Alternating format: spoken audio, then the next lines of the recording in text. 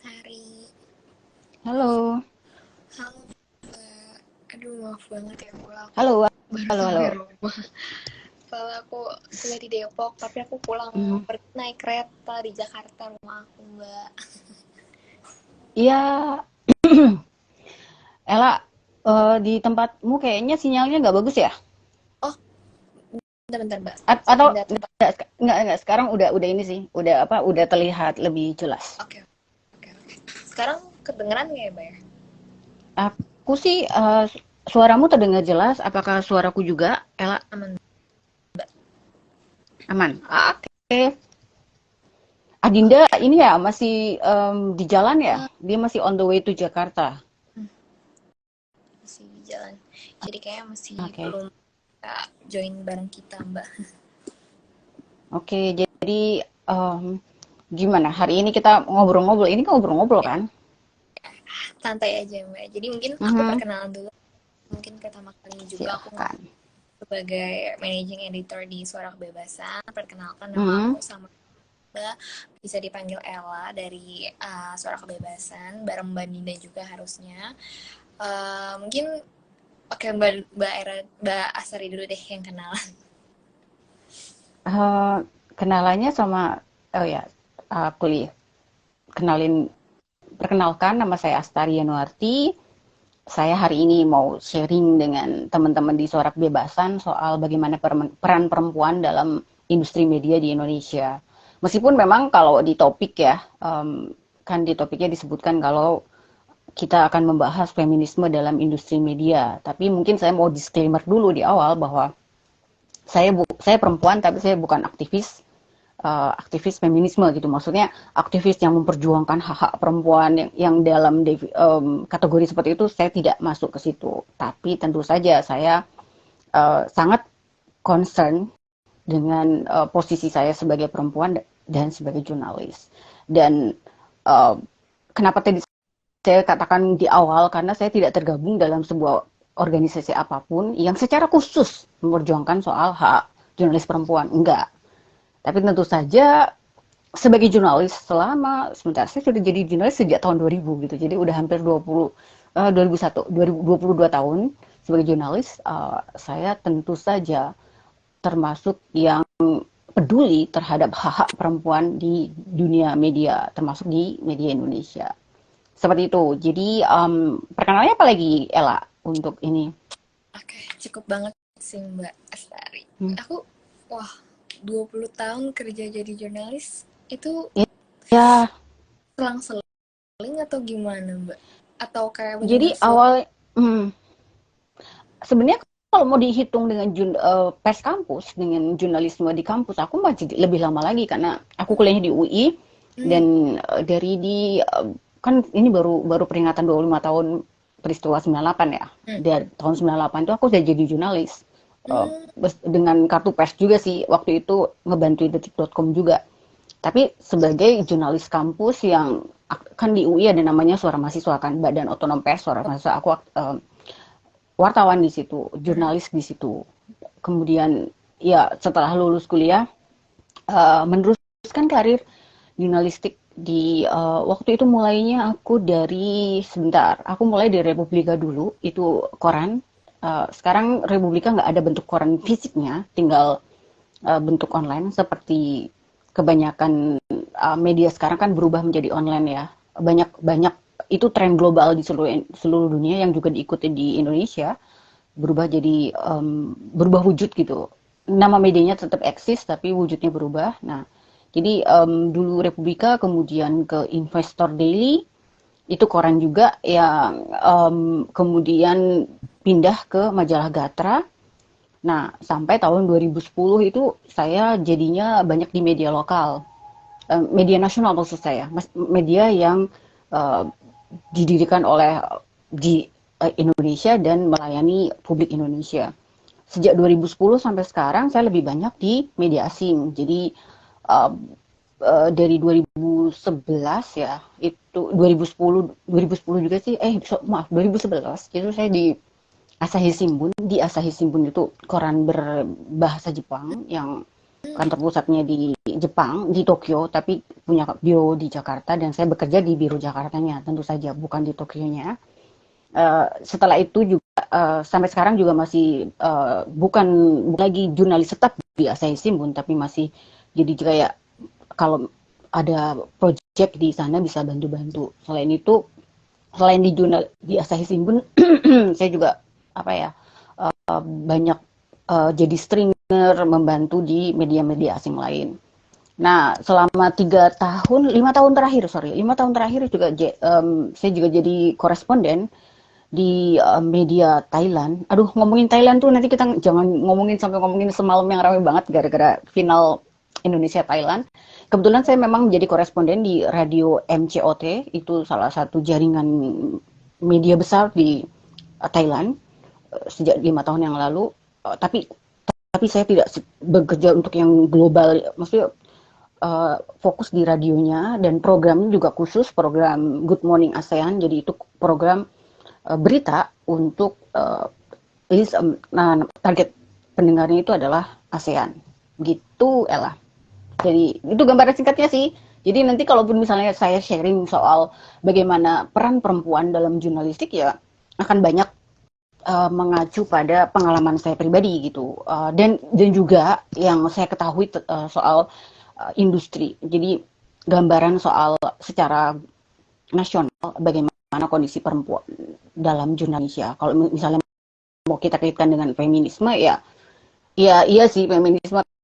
Kalaupun mau kita definisikan feminisme sebagai antara uh, hak jurnalis perempuan dengan hak jurnalis laki-laki, ya bisa juga kita bahas itu. Nanti saya membuka diri dari pertanyaan-pertanyaan Ella deh. Kan kamu bisa mulai menanyakan atau mau menggali apa dari saya. Saya akan dengan sangat hati membahasnya gitu. Oke, mungkin aduh Mbak Era ini aku juga pressure nih. Aku yang masih mahasiswa ketemu Mbak Astari yang apa udah expert banget di bidangnya Mbak Astari sendiri ya. Oke, mungkin aku mau ini dulu kali ya, mungkin kayak soal topik kita nih yang feminis media gitu ya, dalam jurnalisme media khusus di Indonesia sendiri gitu, dimana ya kalau misalnya kita mau lihat yang bahas tadi kayak menjelang pemilu gitu ya, dalam tahun-tahun politik ini tuh ya media juga makin berperan penting gitu. Jika sebelumnya media udah bermain penting buat informasi dan penyebarannya gitu, terutama adanya media sosial nih yang bikin kayak target berita dulu di zaman kayak 1990-an atau mungkin awal tahun 2000-an itu target berita-berita yang diinfokan oleh media mungkin masih diakses oleh lebih sedikit orang gitu dibandingin kalau sekarang gitu kan sekarang udah ada media sosial gitu, jadi mau nggak mau pasti perusahaan media jurnalistik juga apa ya memikirkan gimana aspek berita tuh bisa ke seluruh kalangan seluruh umur gitu, apalagi ke buat generasi muda gitu kan. Jadi mungkin bisa aku simpulkan dari sini kayak media tuh berperan penting banget di zaman sekarang gitu, di zaman kontemporer ini. Dan mungkin kalau tentang feminisme dalam jurnalis media itu ini sih Mbak, jadi kayak suara kebebasan tuh mau ngelihat gimana sih sebenarnya mungkin kalau jurnalis ada yang pernah zaman Soeharto misalnya, zaman Soeharto mana ada jurnalis perempuan, susah ini jadi jurnalis perempuan. Tapi kalau misalnya mau bicara dalam konteks sekarang ini, benar gak sih Mbak, kayak aku penasaran aja sih sebenarnya, benar gak kalau misalnya jurnalis perempuan udah lebih enak gitu dalam artian kerjanya, dalam artian upah kerjanya, dalam artian peran gender di perusahaan internalnya sendiri gitu, dan dalam artian juga apakah jurnalis perempuan mengalami kekerasan gitu, karena kemarin tuh aku sempat baca survei yang dari Universitas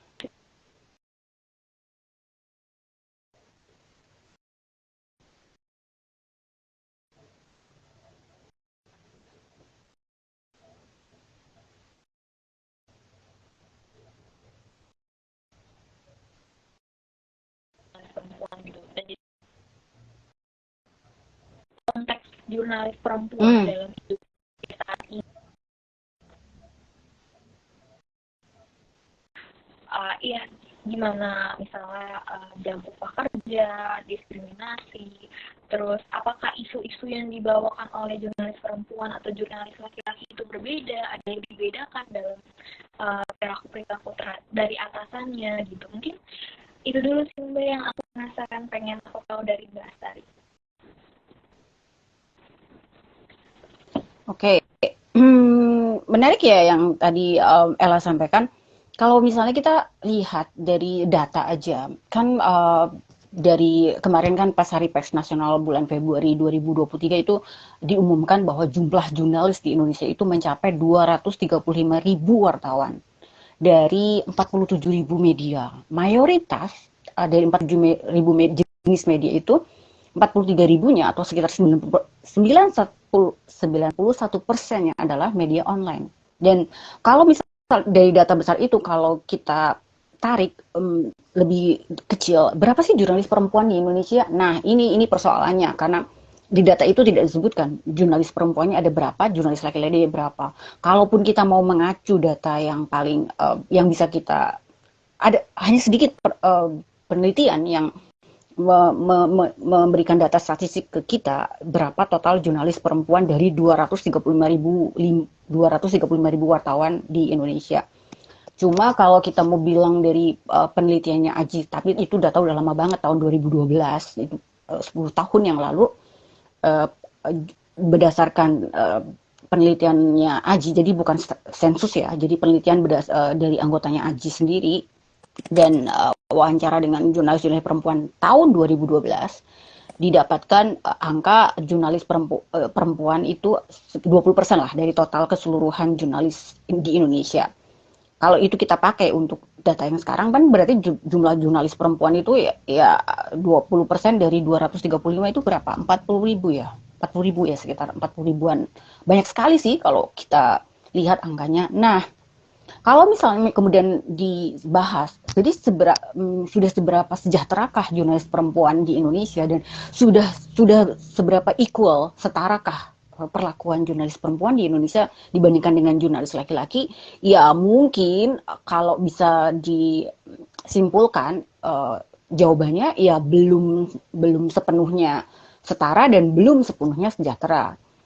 Namun ini juga catatannya kan secara keseluruhan kesejahteraan jurnalis itu, nggak peduli laki-laki atau perempuan, itu juga belum memenuhi standar kesejahteraan, standar kerja. Kalau misalnya standarnya Aji gitu, misalnya kan Aji setiap tahun itu kan akan merilis, Aji itu Aliansi Jurnalis Independen, dia akan merilis standar upah wartawan tiap tahun. Nah kan itu dari standarnya Aji aja sampai tahun ini belum ada tuh. Mungkin dari perusahaan pers yang memenuhi standar itu sangat sedikit, mungkin baru 1-2%. Jadi sebenarnya kalau urusan kesejahteraan tuh ya sebenarnya nggak masalah gender, ini nggak ada masalah gender di sini terkait dalam media ya. Jadi laki-laki dan perempuan, jurnalis laki dan perempuan mengalami hal yang sama. Namun yang tadi Ella juga sampaikan soal pelecehan, jadi salah satu tantangan jurnalis perempuan di Indonesia dan di dunia sebenarnya adalah menghadapi threat, yaitu tantangan berupa pelecehan, baik pelecehan seksual maupun pelecehan dalam bentuk lain. Nah, yang tadi Ella sempat sebut itu adalah hasil yang dipublikasikannya itu Januari 2023, jadi baru 4 bulan yang lalu.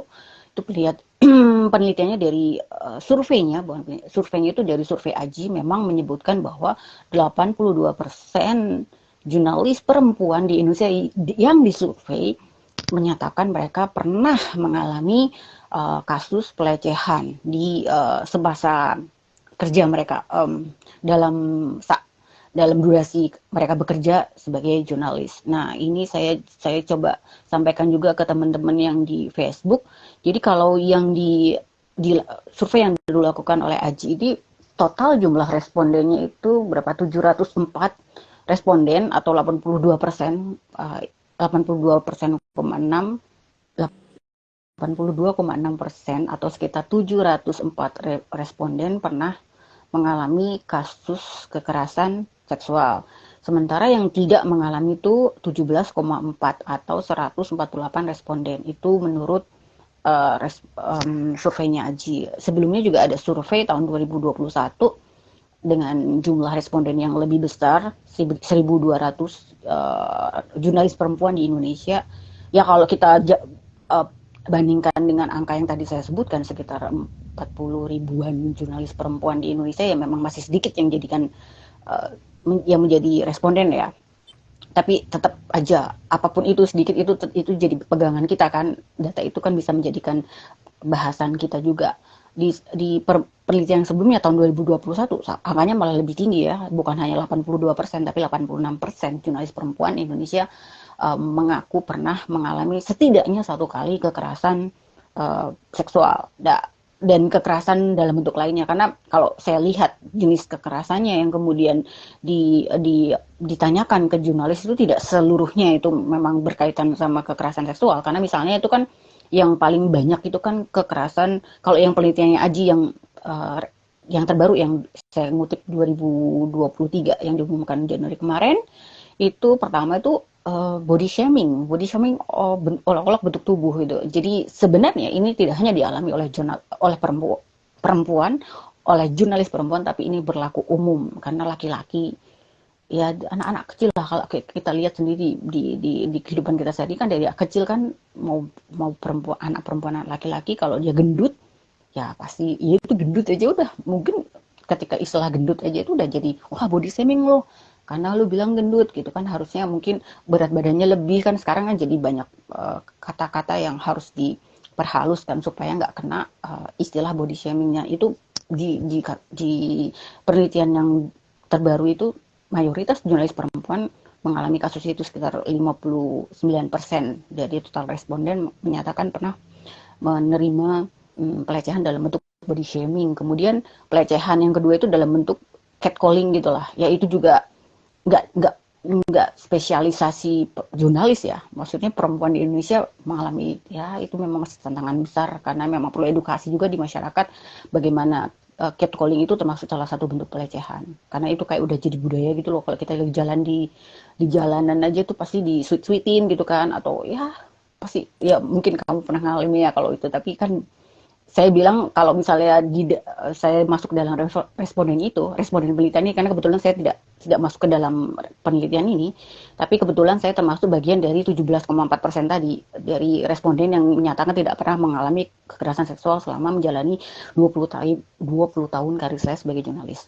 Nah, jadi kalau kemudian bentuk kekerasan yang lain tuh apalagi ya, ini yang Pak catcalling, kemudian ada juga menerima pesan audiovisual dalam bentuk bersifat seksual maupun eksplisit secara daring, sentuhan fisik, dan kalau misalnya yang paling berat itu kan kategorinya itu adalah dipaksa melakukan hubungan seks, kemudian dipaksa untuk melayani keinginan pelaku seksual gitu.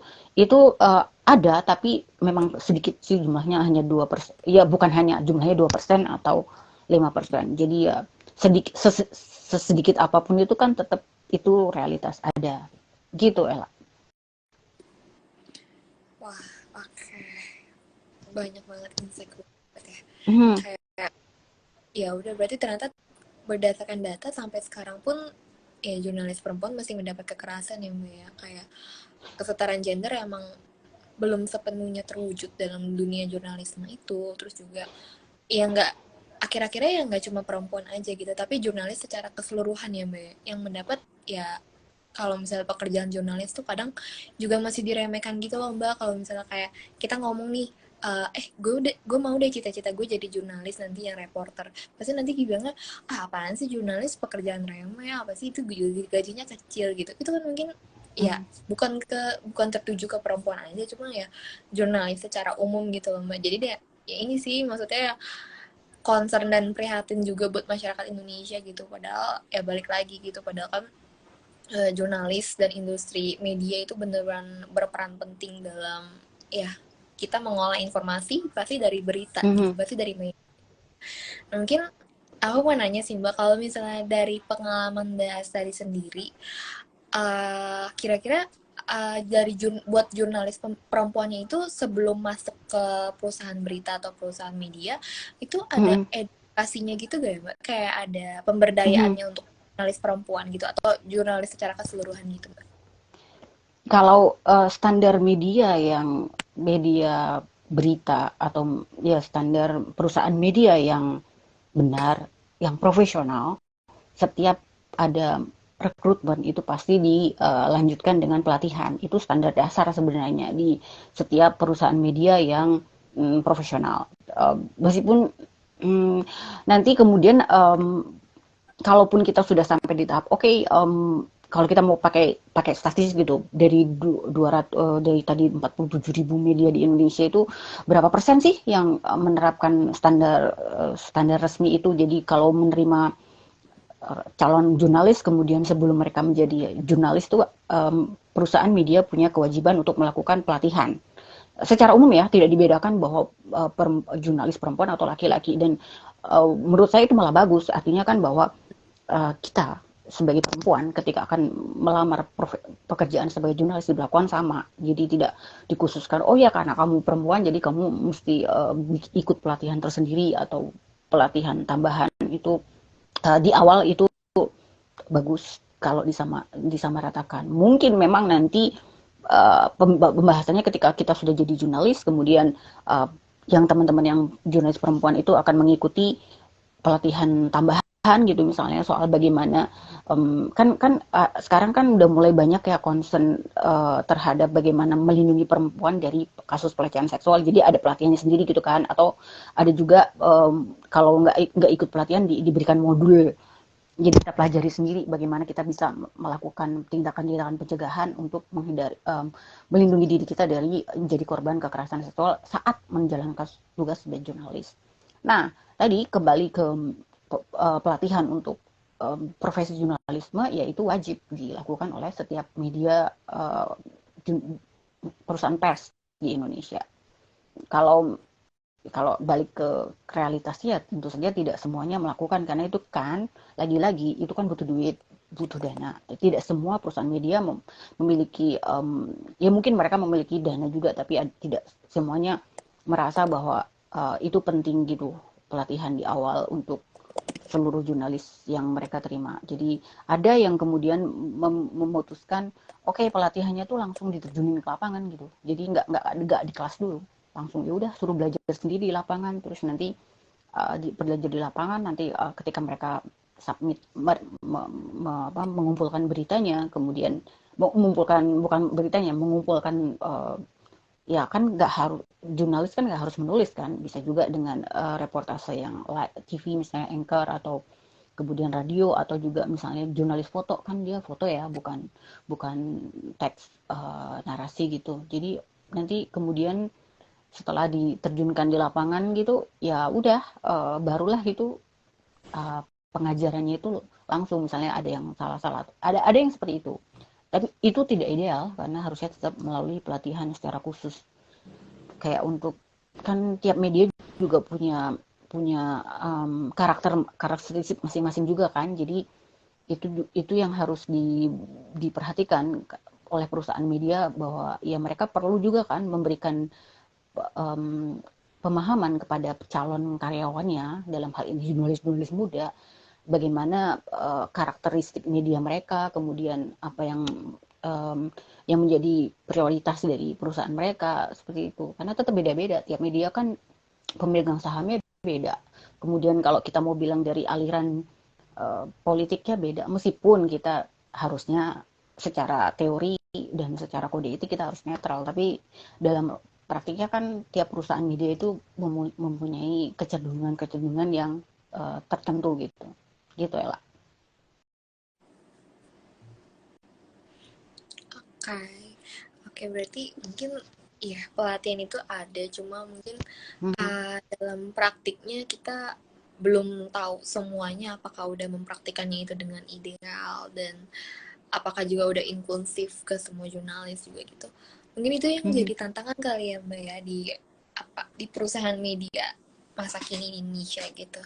Kalau misalnya dari pengalaman yang Mbak Astari sendiri nih sebenarnya Mbak Astari itu kayak mungkin Mbak Astari sendiri atau temennya Mbak Astari gitu yang pernah meliput apa ya berita tentang kesetaraan gender gitu, tapi mungkin ada Hmm. kayak penolakan dari perusahaan media tersebut gitu. Jadi kayak mungkin aku mau Hmm. nanya sih kayak kira-kira kalau misalnya dalam meliput berita-berita yang sensitif gender gitu, apakah di dunia perusahaan media itu sendiri masih membatasinya atau malah terbuka aja dengan berita-berita yang sensitif gender ini, karena ya ada perusahaan-perusahaan yang emang udah open terhadap apa ya penambahan pengetahuan buat audiens berita itu juga gitu. Kira-kira menurut pengalaman Mbak Asar ini gimana? Kalau kalau misalnya dari pengalamanku kan karena kebetulan aku juga selama berkarir itu tidak pernah secara khusus ada di divisi yang soal perempuan memang dan bentar di beberapa media umum tuh memang sih ada sih kayak apa rubrik atau kolom yang bukan kolom ya misalnya kayak soal ngomong kalau di media sekarang kan ada yang khusus ngomongin soal ibu Hmm. anak terus kemudian ada soal ngomongin soal perempuan gitu kan.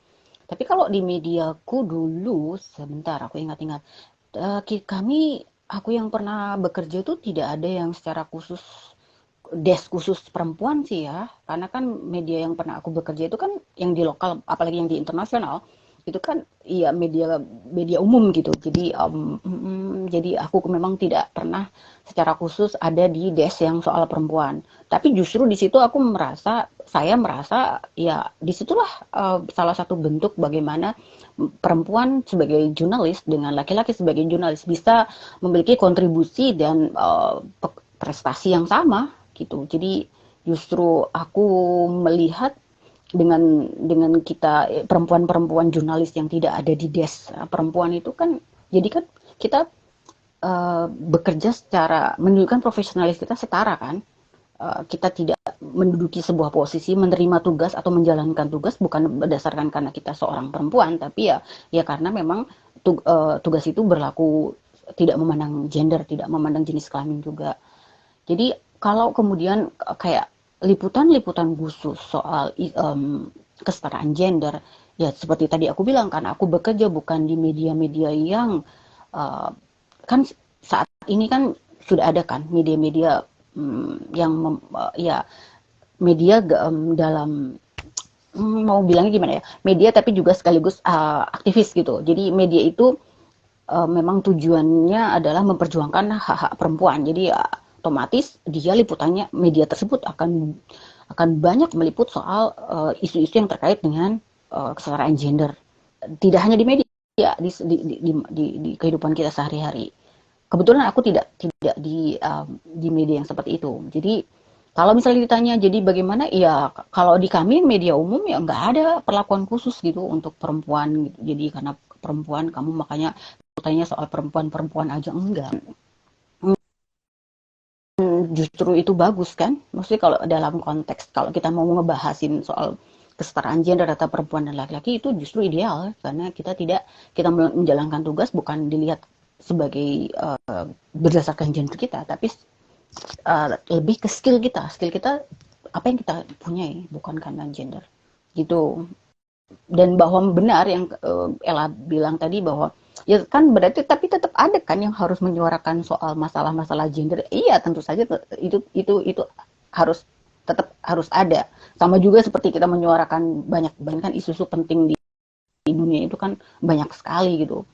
Karena penduduk Indonesia atau penduduknya juga banyak yang interestnya itu bisa kalau kita mesti pilih isunya itu bisa sampai ratusan isu yang bisa dibahas, bahkan ribuan isu yang bisa dibahas setiap harinya gitu. Gitulah. Sebenarnya setuju sih aku sama Mbak Astari kayak gimana ya kalau misalnya kita udah terjun ke industri media ya kita udah bukan dipandang dari perempuan lu Hmm. cowok lu cewek gitu, tapi ya Hmm. sebagai jurnalis gitu. Dan Hmm. ya makanya menurut aku kebijakan inklusifnya ke semua jurnalis ya tanpa memandang gender tanpa memandang latar belakang itu juga penting ya Mbak ya. Jadi akhirnya kayak Hmm. ya kita sama-sama dipandang jurnalis, kita sama-sama dipandang sebagai bekerja dalam industri media itu ya udah kita dipandang ya as a manusia jurnalis Hmm. aja gitu. Ya sih itu menurut aku yang penting gitu. Jadi kayak kita dinilai juga berdasarkan performance-nya kita gimana. Hmm. Kalau misalnya kita bagus, kita udah bisa naik gaji, bukan karena kita laki-laki, kita cewek jadi dapat perlakuan khusus juga bukan gitu. Dan kalau misalnya kita mau lihat dari perspektif gender yang itu, yang Mhm. gimana perempuan ada perlakuan khusus atau laki-laki ada perlakuan khusus, itu juga malah jadinya ya ujung-ujungnya ke nggak adil gitu ya Mbak ya, buat pihak lain juga gitu. Setuju I aja sama Mbak. iya, karena nah kalau kita ngomongin soal bagaimana perempuan jurnalis di media, ya mungkin permasalahannya lebih ke perempuannya juga. Bisa kalau kita ngomongin dalam hal ini apa jenjang karir ya, kan gini, perempuan itu kan rata-rata yang jurnalis ketika sudah menikah, kemudian apa pasti tetap mempertahankan karir sebagai jurnalisnya itu nanti otomatis kan dia itu punya harus membagi waktu kan antara waktu keluarga dan waktu dan untuk pekerjaan. Dan ada banyak yang kemudian juga karena tuntutan pekerjaan sebagai jurnalis itu karakternya secara umum itu tidak mengenal jam kerja. Jadi dan misalnya kan kalau pekerja kantoran kan 9 to 5 terus cuma 5 hari kerja kan sampai Senin sampai Rabu sampai Jumat. Tapi kalau jurnalis kan enggak. Jadi Sabtu Minggu juga tetap bisa bekerja. Jadi kendalanya itu kalau untuk buat perempuan jurnalis yang sudah berumah tangga atau apalagi yang sudah menjadi ibu itu adalah itu gitu. Jadi kendala kendala di ini posisi individual private mereka sih ya. Tapi kemudian dia tergantung dari keluarganya apakah kalau misalnya dalam keluarganya kesepakatannya laki-laki dan perempuan masih suami dan istri itu bisa berkarir sebebasnya ya mungkin jadi beda tapi kan secara umum itu nggak hanya di Indonesia di seluruh dunia juga biasanya kan kalau perempuan yang sudah menikah di dunia kerja juga nanti akan mereka jadi terpecahkan apa ya fokusnya jadi fokus untuk karir sama fokus untuk keluarga itu pun terjadi di dunia jurnalistik jadi kalau yang saya alami tidak secara khusus ada peraturan gitu loh wah kalau kamu perempuan nggak bisa deh jadi pemret nggak bisa lah nggak pemimpin redaksi nggak bisa deh jadi redaktur itu nggak ada yang sejauh yang saya uh, temui dalam uh, perusahaan-perusahaan yang pernah saya bergabung maupun dari uh, cerita dari teman-teman jurnalis perempuan yang lain. Jadi ya ya kan sudah terbukti juga kan sekarang kan banyak lah perempuan-perempuan jurnalis yang bisa di posisi tinggi di dalam medianya kan tidak tidak dibatasi oleh perusahaannya hanya karena dia perempuan gitu kan. Dan bahkan mereka juga berkeluarga. Maksudnya mereka bukan perempuan single gitu, mereka punya anak, mereka ibu gitu kan. Dan mereka tetap bisa jadi pemimpin redaksi, bisa jadi kemudian yang mengepalai sebuah perusahaan pers gitu. Jadi itu bagus di Indonesia dan itu sudah terjadi.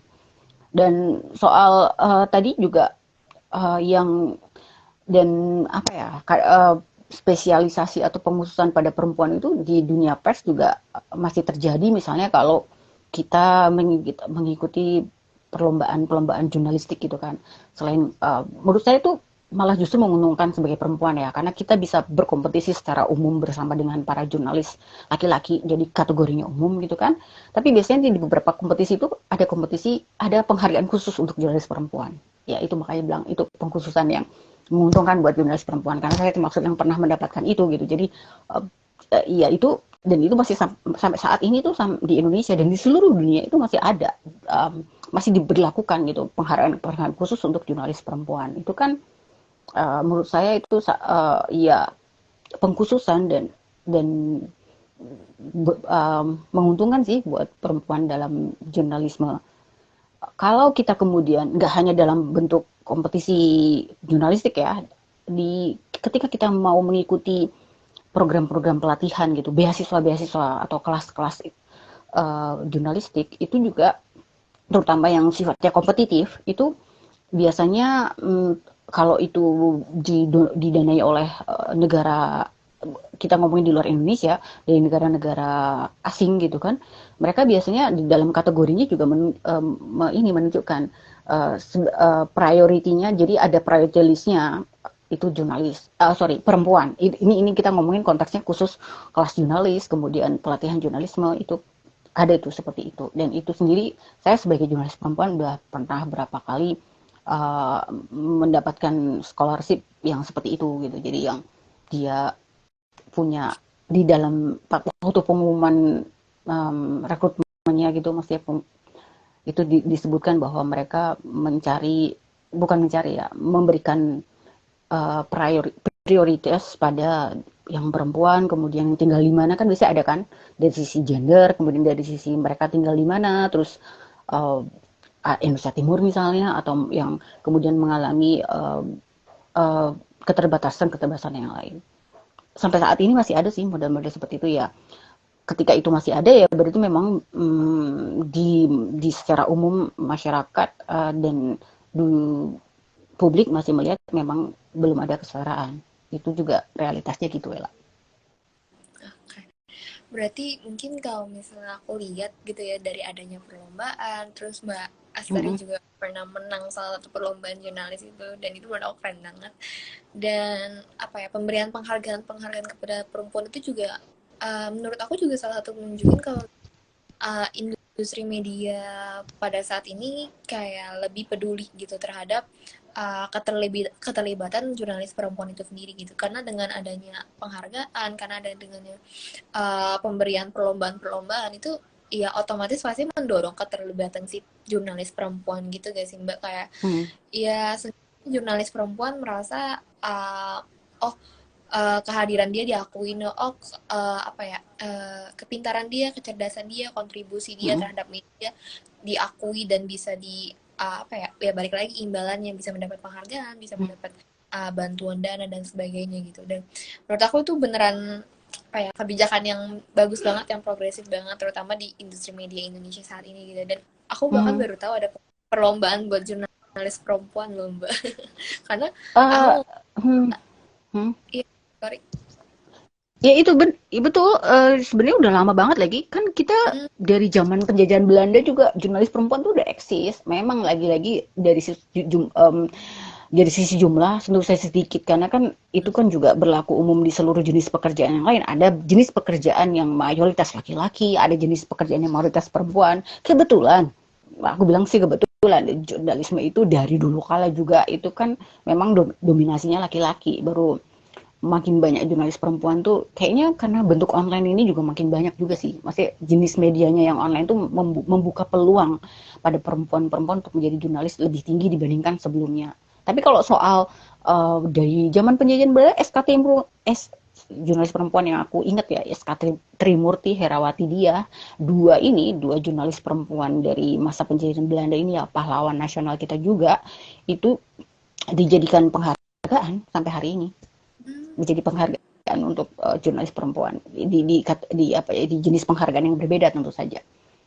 Jadi penghargaan-penghargaan untuk jurnalis perempuan itu biasanya akan menggunakan jurnalis masalah zaman dulu gitu, maksudnya yang pahlawan lah gitu, yang tujuannya tentu saja supaya menginspirasi kita kan sebagai anak-anak muda yang lebih muda lah ya dibanding jurnalis itu gitu El.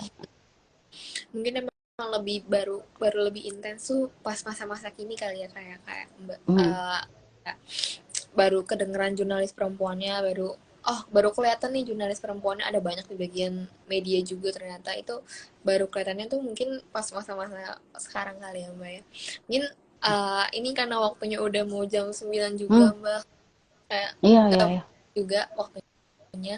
Tapi aku mau nanya mungkin pertanyaan terakhir kali ya Mbak. Kalau misalnya balik lagi gitu ketika kita ngelihat kebijakan terhadap jurnalis secara keseluruhan, atau kebijakan terhadap jurnalis perempuan itu sendiri udah apa ya, udah lebih progresif dari zaman dulu, udah lebih inklusif dan lain sebagainya gitu. Kalau misalnya Mbak Astari sendiri ngeliat, kalau terkait tadi masalah yang pertama yang tadi kita bahas itu tentang diskriminasi dan kekerasan terhadap jurnalis perempuan itu sendiri. Hmm. Nah, Mbak Astari sendiri tuh udah melihat belum apakah ada regulasi yang memadai buat sebagai payung hukum buat jurnalis perempuan terhindar dari ya kekerasan-kekerasan seksual atau pelecehan-pelecehan Hmm. tersebut gitu, atau Hmm. diskriminasi yang datang dari masyarakat umum terhadap jurnalis perempuan itu Hmm. sendiri, dan stigmanya di masyarakat umum itu sendiri gitu. Dan kalau misalnya Hmm. mungkin kalau Mbak Astari ngeliat udah ada regulasinya, mungkin kalau misalnya di masyarakat umumnya sendiri tuh gimana sih dengan stigma-stigma terhadap Hmm. jurnalis. Terkait soal bagaimana menangani kasus kekerasan seksual pada jurnalis perempuan, ya tentu saja kita tidak, kalau saya pribadi memandang ya kita tidak perlu membuat sebuah aturan khusus soal itu, karena kan cukup dengan undang-undang yang soal perlindungan terhadap kekerasan seksual yang itu kan berlaku untuk umum kan, seluruh perempuan di Indonesia ya, jurnalis perempuan termasuk di dalamnya. Jadi kita, dan itu sudah melindungi kita. Dari sisi peraturan saya bilang sudah melindungi kita. Sekarang kan melindungi dalam arti kalau kita mengalami kekerasan-kekerasan yang termaktub dalam peraturan hukum itu, ya kita bisa memprosesnya secara hukum. Itu kan sudah kemajuan besar dibandingkan tahun-tahun sebelumnya. Itu kan tahun lalu ya diundangkan ya, resmi diundangkan. Ya meskipun persoalannya tentu saja secara psikologis, perempuan itu kalau mengalami kekerasan seksual itu cenderung, dia kan cenderung trauma kan. Hampir semuanya itu trauma, jadi mereka memilih tidak melaporkan, karena ketika melaporkan traumanya double gitu, jadi udah trauma karena mengalami kekerasan, harus melaporkan, mereka harus mengulang, harus BAP itu kan menceritakan semuanya, itu kan kalau tanpa pendampingan psikolog atau psikiater ya justru akan berdampak lebih buruk pada mentalitas dari korban kekerasan seksual, baik jurnalis maupun bukan. Jadi secara peraturan itu kalau untuk masalah jurnalis perempuan di Indonesia yang kita bahas tadi soal diskriminasi maupun kekerasan seksual, ya sudah ada peraturannya kan. Cuma kemudian masalahnya mungkin diimplementasinya, kendalanya nggak cuma dari aparat penegak hukumnya, juga dari korbannya kan, maksudnya dari korbannya sendiri maupun dari pelakunya juga, yang kadang ya pelakunya kan tidak semua pelaku mungkin mau mengakui bahwa mereka melakukan itu karena menurut pandangan mereka itu tidak termasuk kekerasan seksual gitu kan. Jadi itu juga nanti akan perdebatan lama di pengadilan kondisi seperti itu. Dan itu yang barusan saya sampaikan itu juga menyangkut ke soal bagaimana di masyarakat sendiri memang belum sepenuhnya, ya tidak semua masyarakat satu pandangan lah mendefinisikan soal apakah bagaimana definisi pelecehan seksual itu kan juga beda-beda. Catcalling misalnya, kan banyak yang masyarakat masih yang merasa kok bisa sih catcalling disebut pelecehan, itu kan biasa. Emang pelecehannya di mana? Kan masih seperti itu gitu. Masih banyak yang seperti, makanya masih banyak terjadi kasus catcalling itu yang saya sebut contohkan. Belum juga uh, yang juga body shaming tuh. Itu body shaming itu kan masih banyak diperdebatkan. Jadi maksud body shaming itu apa? Kalau aku bilang kamu apa namanya? Kayaknya kulitmu hitam banget deh, kamu gelap banget, atau apakah itu body shaming gitu? Padahal kenyataannya begitu gitu, maksudnya apakah uh, untuk ngomongin kenyataan itu mesti di apa kalimatnya itu jadi dipanjangin, diperhalus, tapi intinya sama atau gimana? Itu kan juga masih menjadi uh, perdebatan banyak ya, nggak hanya di kalangan yang awam, tapi di kalangan yang pegiat sendiri pun juga masih terjadi gitu. Jadi kategorinya body shaming itu seperti apa, kemudian sejauh mana itu kemudian bisa diangkat gitu kalau misalnya seseorang mengalami body shaming, atau lebih fokus ke kasus-kasus kekerasan yang lebih berat gitu loh. Kan itu juga salah satu nuansa yang kemudian muncul setelah undang-undang perlindungan perempuan dari kekerasan seksual itu diberlakukan di Indonesia tahun lalu. Gitu sih, Ella.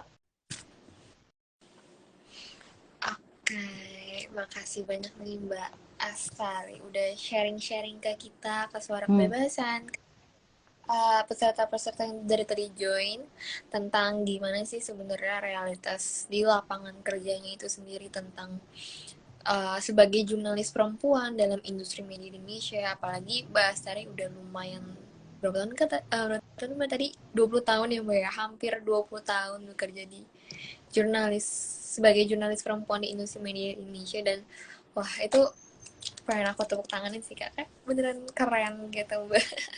Dan Terima ya kasih.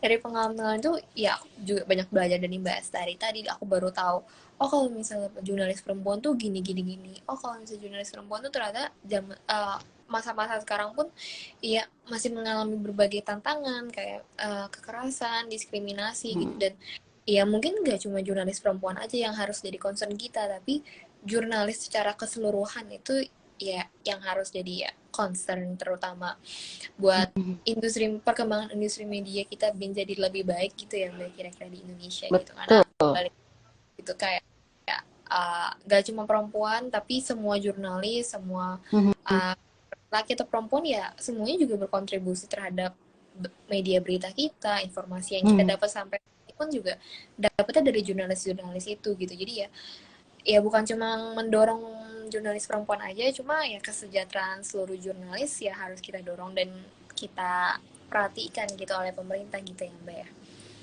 Oke Mbak, mungkin sekian dari aku dan dari Suara Kebebasan juga. Ada titip salam juga Mbak dari Mbak Dinda. Maaf belum ikut katanya. Oke Mbak, kira-kira udah sekian dari aku. Terima kasih banyak Mbak. Selamat Ya, istirahat. sama-sama. Selamat istirahat juga buat Ella. Salam juga buat Dinda.